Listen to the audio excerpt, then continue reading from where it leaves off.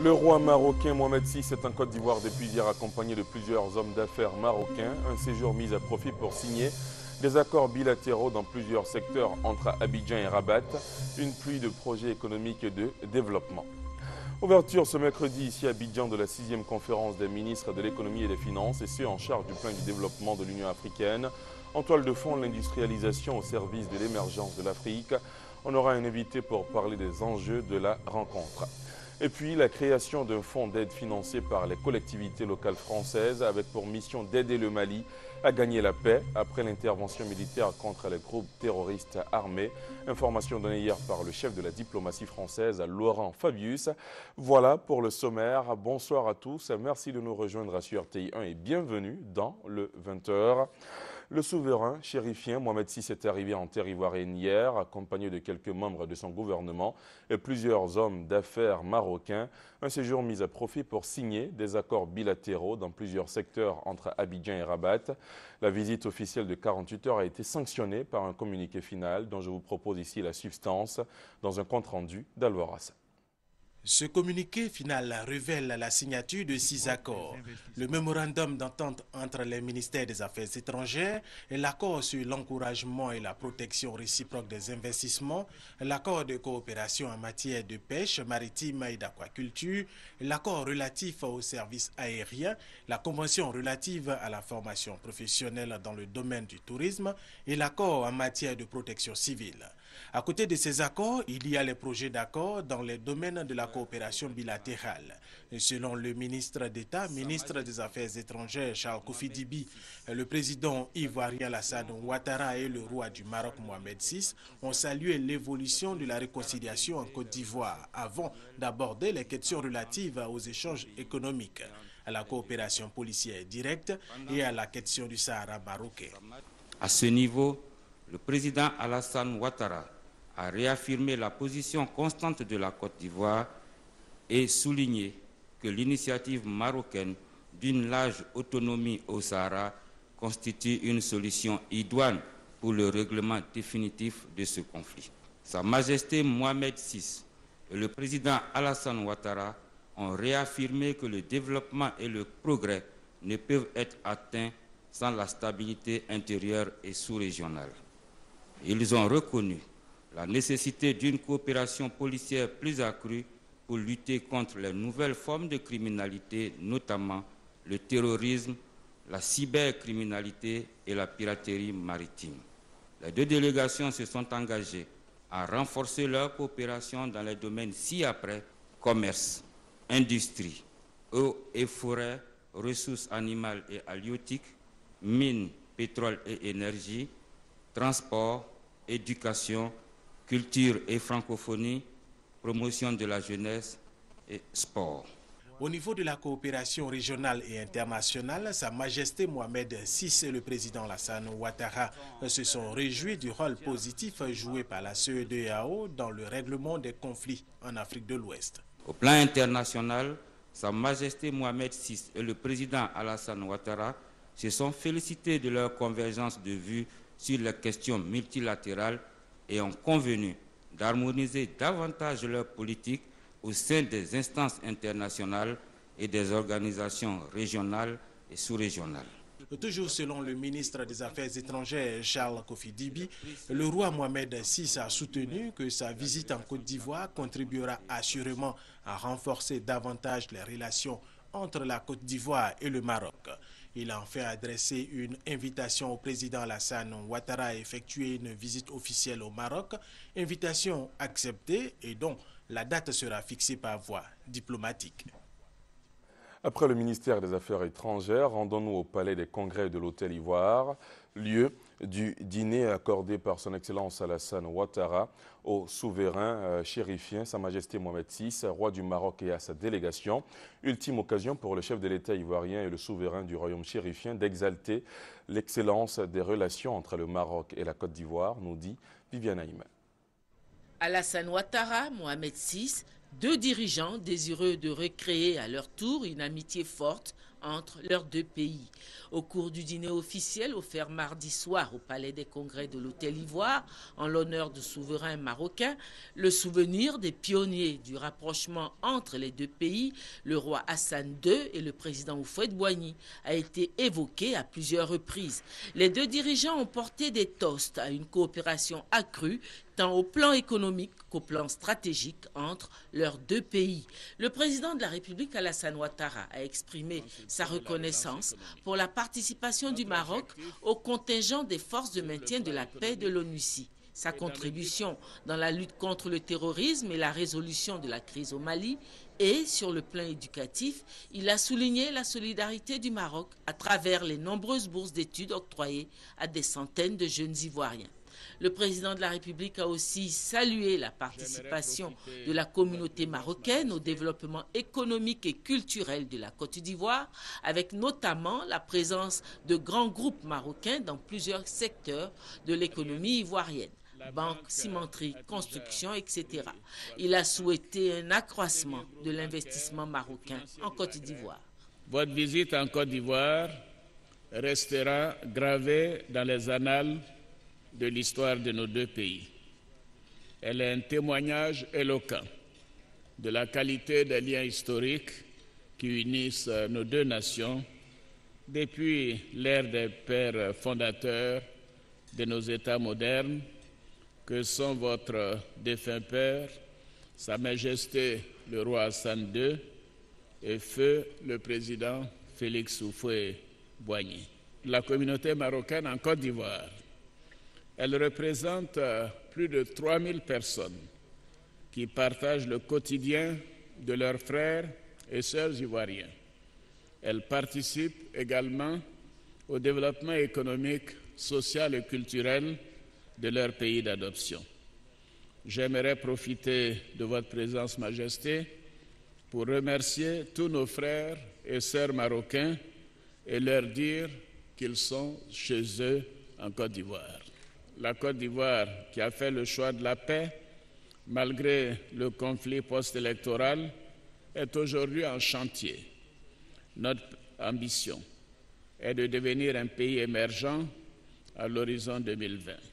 Nous invitons donc le Royaume du Maroc et la communauté des affaires du Maroc à investir en Côte d'Ivoire afin d'accompagner notre pays sur la voie de la reconstruction et du développement durable.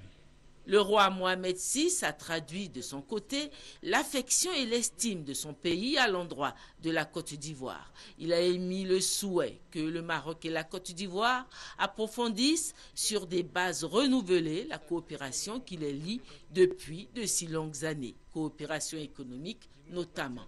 Mais il a aussi émis le vœu d'une coopération stratégique dans le but de veiller à la sécurité tant sous-régionale qu'au niveau du Maghreb arabe.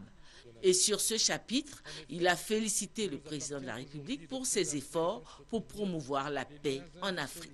C'est un immense plaisir de me retrouver parmi vous, en République de Côte d'Ivoire, cette grande nation à laquelle tous les Marocains portent des sentiments affectueux, de fraternité et de grande estime. La chaleur de l'accueil que vous-même, Monsieur le Président, votre gouvernement et votre peuple nous avez réservé illustre parfaitement la profondeur des liens qui unissent nos deux pays et le caractère spécifique de leurs relations. Il nous appartient aujourd'hui de préserver et d'entretenir les liens indissolubles qui nous unissent afin de magnifier, dans sa plus belle expression, la fraternité maroco-ivoirienne. Il est de notre devoir d'approfondir et d'élargir, sur des bases renouvelées, notre coopération pour relever les nouveaux défis et transformer notre cadre partenarial en réelles opportunités d'échange, de croissance et de progrès pour nos deux pays.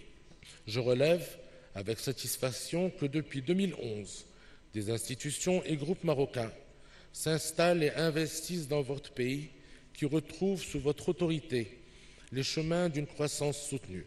Je souhaite également approfondir avec vous notre concertation politique sur les questions fondamentales touchant à la sécurité et à la stabilité collective de nos deux sous-régions africaines aux intérêts stratégiques indissociables. Monsieur le Président, je me félicite vivement des efforts louables que vous ne cessez de consentir en faveur de la paix en Afrique de l'Ouest. Votre récente reconduction à la tête de la CEDEAO est un hommage mérité aux résultats probants qui permettent d'entrevoir aujourd'hui une sortie de crise au Mali frère. Côte d'Ivoire-Maroc, les alliances sont désormais renouvelées.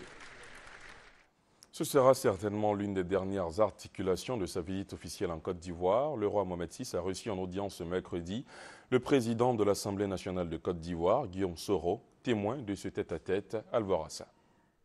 Le roi Mohamed VI et le président de l'Assemblée nationale, Guillaume Soro, sont revenus lors de cet entretien sur les relations d'amitié qui lient les deux personnalités depuis plusieurs années. Sa Majesté s'est tenue aux côtés de la Côte d'Ivoire au moment les plus difficiles depuis la crise post-électorale. Mais en ce qui me concerne, je crois que j'avais un devoir de gratitude envers Sa Majesté. Vous savez qu'au lendemain de l'attentat contre mon avion en 2007, le 29 juin, Sa Majesté non seulement m'a fait partir au Maroc, mais a accepté de former ma sécurité et a accepté donc de prendre des dispositions plus corsées pour ma sécurité personnelle. Et pour la jeunesse africaine, nous le considérons comme un modèle. En 10 ans, pour moi qui ai effectué une visite au Maroc, en 10 ans, le roi a transformé son pays. Le Maroc aujourd'hui est une nation, un État qui compte dans le monde.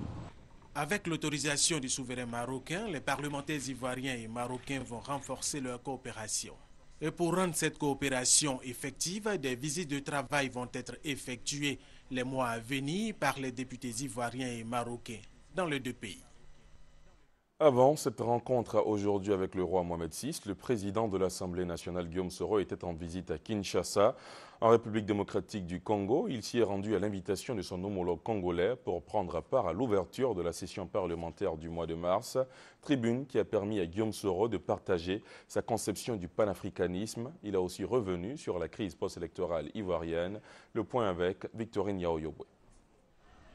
En route pour Kinshasa, Guillaume Soro s'est arrêté à Brazzaville où il a représenté le président Alassane Ouattara à la cérémonie commémorative du décès de la fille du président congolais Denis Sassou Nguesso. Le président Sassou Nguesso et son épouse, très réconfortés de cette marque de solidarité, ont exprimé leur reconnaissance au président Alassane Ouattara. C'est en compagnie d'une délégation de 6 députés ivoiriens que le président de l'Assemblée nationale est arrivé à Kinshasa, invité spécial de son homologue Aubin Minakou. Dans son discours à la Maison du Peuple, Guillaume Soro a plaidé pour un panafricanisme responsable dans lequel le continent ne se refermerait pas sur lui-même, mais s'ouvrirait plutôt au monde. Dans cette optique, le président de l'Assemblée nationale de Côte d'Ivoire a dénoncé certaines interprétations de la crise post-électorale. Pour faire vite, disons que les fichiers électoraux ont été validés et la proclamation des résultats du premier tour sereinement acceptée par tous, sans exclusion. Comment se fait-il, dès lors, que juste quelques jours après, qu'il en ait été autrement, lors de la proclamation des résultats du second tour, il n'y a qu'une explication possible. C'est que le président sortant n'a pas accepté sa défaite et c'est pourquoi on ne peut que s'interroger et s'inquiéter du soutien que l'ancien président a pu recevoir de la part d'une certaine presse, de certaines chancelleries et de certains Africains au nom d'un pseudo-panafricanisme.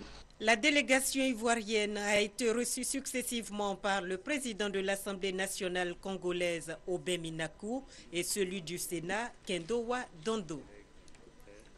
Un autre dîner dans cette édition. Cette fois, on est en Inde, où était le chef du gouvernement ivoirien. Un dîner offert par la communauté ivoirienne vivant en Inde à Daniel Kablan-Duncan.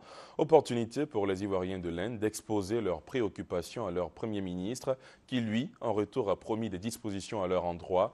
Le chef du gouvernement ivoirien leur a aussi demandé d'être de bons ambassadeurs de la Côte d'Ivoire dans ce pays frère. Le point avec Alexis Ouetraogo.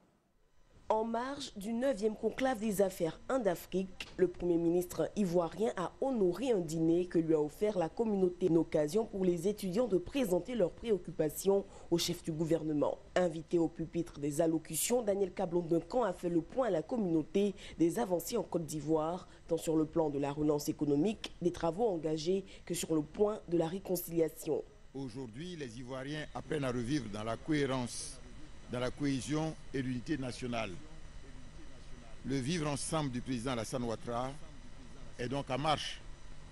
C'est pourquoi je voudrais vous exhorter au pardon mutuel, en adhérant pleinement au processus de réconciliation nationale engagé par le gouvernement.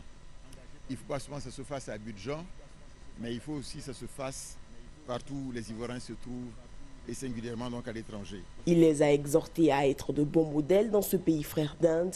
La cérémonie a pris fin sur la note joyeuse de danse ivoirienne. Pour terminer sur ce sujet, sachez que le chef du gouvernement ivoirien, Daniel Kablan-Duncan, a regagné Abidjan ce mercredi. Il est de retour de l'Inde où il a pris part, vous venez de le voir, au 9e conclave d'affaires Inde-Afrique. Une mission qui lui aura permis de signer un accord de mise en place d'un conseil indo-ivoirien pour développer les affaires et favoriser les relations économiques et commerciales entre les deux pays, spécifiquement au niveau du secteur privé. Je vous le disais en titre, l'industrialisation au service de l'émergence de l'Afrique, tel est le thème de la 6e réunion conjointe de la conférence des ministres de l'économie et des finances de l'Union africaine et de la conférence des ministres africains des finances, de la planification et du développement économique de la Commission économique des Nations Unies pour l'Afrique. La rencontre s'ouvre demain dans la capitale économique ivoirienne. On fera le point dans un instant avec notre invité des enjeux de cette conférence, les enjeux justement sur lesquels reviennent David Kouedamobio de cette rencontre qui ont fait l'objet d'un congrès tenu récemment à Dakar au Sénégal. Les travaux de cette 6e conférence consacrée au rôle de l'industrie dans l'émergence économique en Afrique ont été préparés récemment à Dakar au Sénégal au cours du 3e congrès des économistes africains. Ces spécialistes des questions économiques se sont entendus sur l'essentiel, à savoir proposer une politique industrielle aux décideurs africains pour les 50 prochaines années. Ces propositions concrètes ont été faites à travers une déclaration de Dakar dans laquelle ces économistes africains demandent par exemple que l'Union africaine, les communautés économiques régionales et la CEA, la Commission économique des Nations Unies pour l'Afrique et les gouvernements envisagent une redéfinition des critères d'évaluation des performances des économies africaines. Pour ces Africains spécialistes en économie, les principaux enjeux se situent au niveau du secteur manufacturier, au niveau également des capacités productives qui constituent le moteur de l'efficacité, de la performance et de la compétitivité. Ces propositions seront examinées à partir de demain ici à Abidjan par des experts venus des États membres des communautés économiques régionales, venus des agences du système des Nations Unies, des secrétariats de la Commission de l'Union africaine et de la Commission économique des Nations Unies pour l'Afrique. Le docteur Dlamini Zuma, présidente de la Commission de l'Union africaine, est attendu ici à Abidjan le lundi prochain à l'ouverture de la 6e conférence des ministres en charge de l'économie, du plan et du développement de l'Union africaine. Comme annoncé, je reçois pour vous, chez vous, René Kwasi-Nguetia. Il est le directeur du département des affaires économiques de l'Union africaine. Bonsoir. Bonsoir. Pourquoi l'industrialisation est-elle si importante dans le programme de l'Union africaine? Parce que l'Union africaine est convaincue du rôle stratégique de l'industrie dans une économie donnée. Vous savez, là, tous les économistes, il y a un consensus à leur niveau. L'industrie est importante de par le volume de sa consommation intermédiaire, de par le volume de l'emploi créé et de par l'importance des revenus distribués. Donc l'industrialisation, c'est un peu, trace un peu, si vous voulez, le chemin du progrès dans une communauté donnée. Est-ce qu'on peut avoir une explication dans des termes beaucoup plus accessibles pour concevoir cette importance de l'industrialisation au sein de l'Union africaine avec des exemples, par exemple? Bon, c'est fondamental au sein de l'Union africaine parce que l'Union africaine organise tous les ans la conférence des ministres africains chargés de l'industrie, ce qu'on appelle la CAMI. Et l'Union africaine fait des propositions concrètes pour lancer, n'est-ce pas, l'industrialisation au niveau de notre continent. Et je profite de votre micro pour des propositions aux États? Pour faire des propositions aux États pour améliorer leur politique industrielle. Et en cette matière, la Côte d'Ivoire, en 1999 à Alger, avait proposé l'idée, n'est-ce pas, de l'Alliance pour l'industrialisation de l'Afrique qui a été entérinée, adoptée par les chefs d'État et de gouvernement et qui constitue aujourd'hui un des maillons importants, n'est-ce pas, de la politique industrielle au niveau de l'Union africaine. Êtes-vous en train de dire que l'industrialisation est la condition sine qua non à l'émergence de l'Afrique? Je suis enclin de répondre par l'affirmative parce que l'histoire actuelle, contemporaine, indique que toutes les économies qu'on appelle aujourd'hui économies émergentes sont des économies industrialisées. Même les économies qu'on appelle les économies de la deuxième génération de l'émergence, telles que la Turquie, l'Indonésie, sont des pays qui soit ont réussi leur passage à l'industrialisation, ou bien soit sont en train de réussir. Pour dire que dans l'histoire même, on ne connaît pas un pays qui a été développé, parvenu à l'émergence, sans passer par l'industrialisation. Donc l'industrialisation a un rôle fondamental à jouer dans la transformation d'une économie et dans un pays donné. Alors, pour terminer, quelles sont vos attentes au terme de cette rencontre d'Abidjan qui s'ouvre demain? Bon, nos attentes sont multiples, mais nous pensons que les experts qui commencent déjà à plancher à partir de demain vont faire des propositions claires aux ministres qui vont se retrouver les 25 et 26. Les ministres, à leur tour, vont examiner les recommandations des experts et vont faire des propositions aux chefs d'État et de gouvernement qui vont se retrouver en mai prochain. Je profite pour dire qu'en mai prochain, l'Union africaine célèbre les cinquantenaires, n'est-ce pas, du processus d'intégration de l'Afrique. Donc c'est une opportunité de faire le bilan de ce qui se passe même au niveau sectoriel, donc particulièrement au niveau de l'industrie. En tout cas, merci pour toutes ces précisions, Monsieur René Kwasi-Nguetiet. Je rappelle que vous êtes le directeur du département des affaires économiques de l'Union africaine. Avec vous, on a parlé de cette 6e réunion de la conférence des ministres de l'économie et des finances qui s'ouvre demain ici à Abidjan. Pour refermer les portes de ce chapitre économie, cette information en bref, la Banque ouest-africaine de développement tient son conseil d'administration ici à Abidjan demain, jeudi. Autre sujet, 890 millions de femmes et d'hommes, soit environ 13% de la population mondiale, fêtent aujourd'hui, 20 mars, à l'heure bien commun, la langue française. Pour cette célébration de la Journée internationale de la francophonie, l'attention est portée sur les femmes francophones.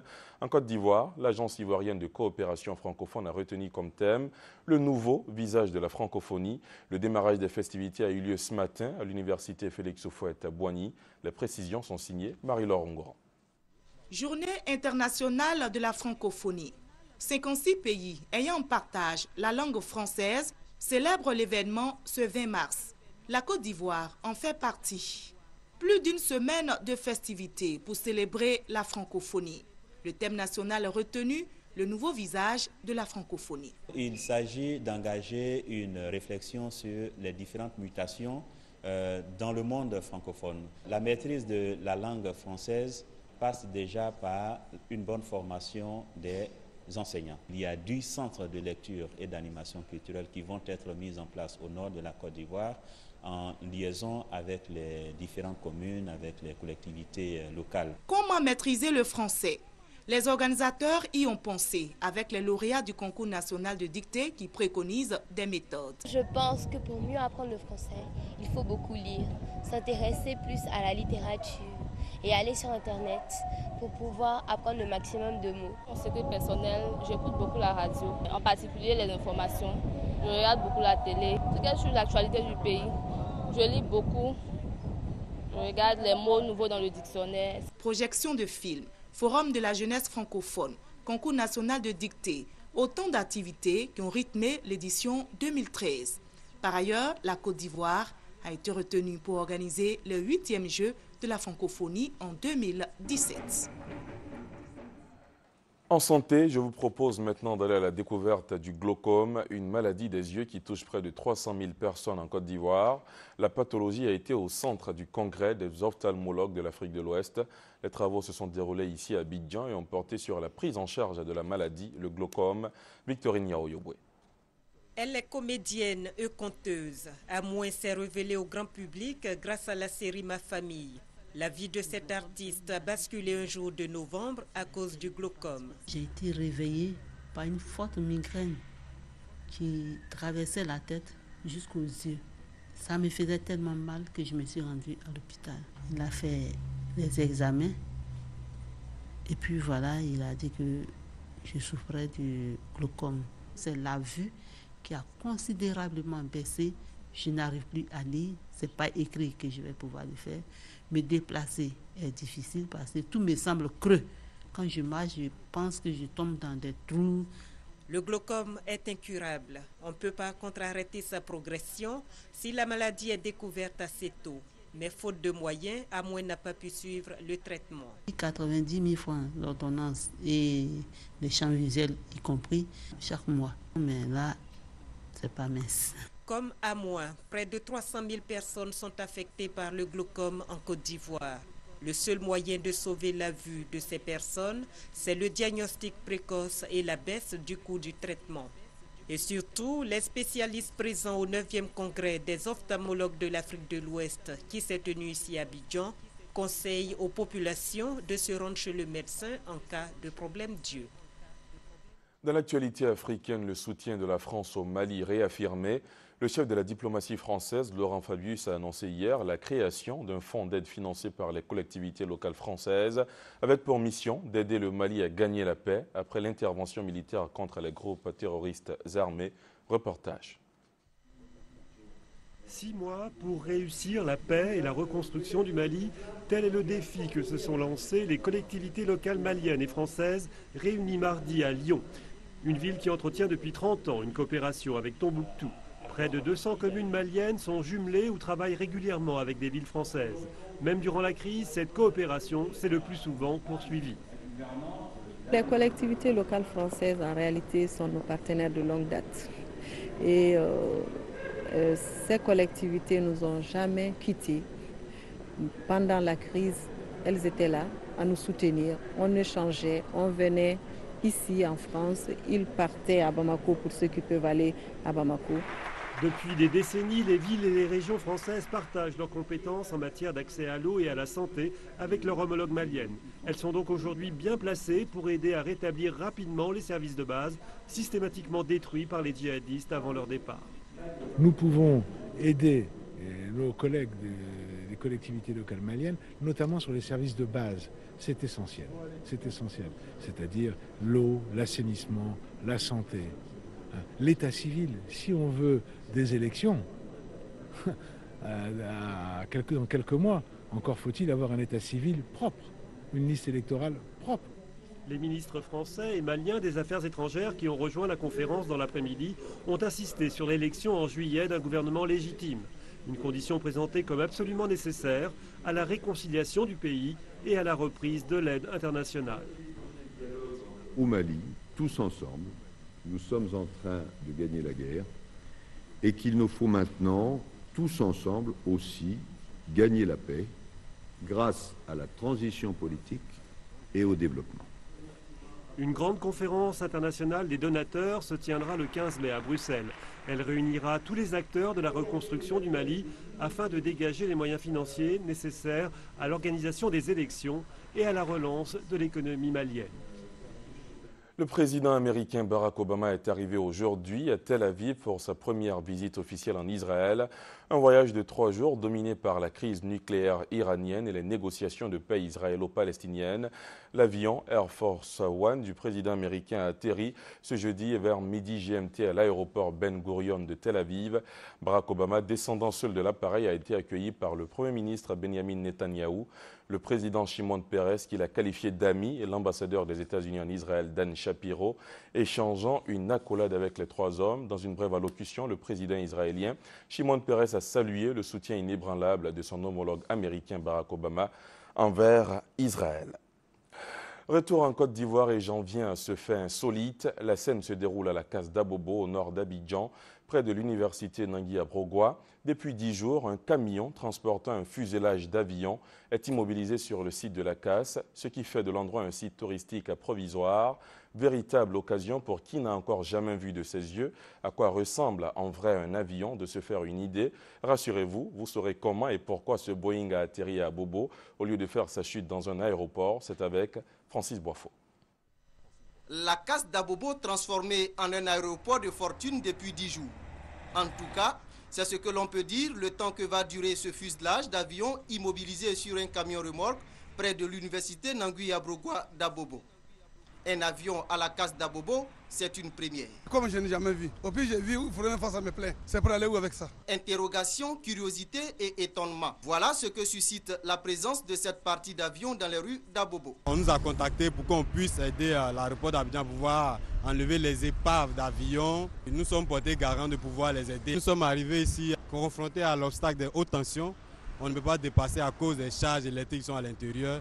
Et donc depuis lundi, nous sommes là dans le but de trouver des moyens pour pouvoir traverser les lignes haute tension. Destination finale de ce matériel d'avion, objet de toute curiosité, Yopougon-Sangon. Ce fuselage pourrait, selon le responsable technique de l'entreprise propriétaire, être transformé en une bibliothèque si l'on parvient à le déplacer au service technique de la société. L'histoire retiendra qu'un avion a atterri à l'aéroport d'Abobo.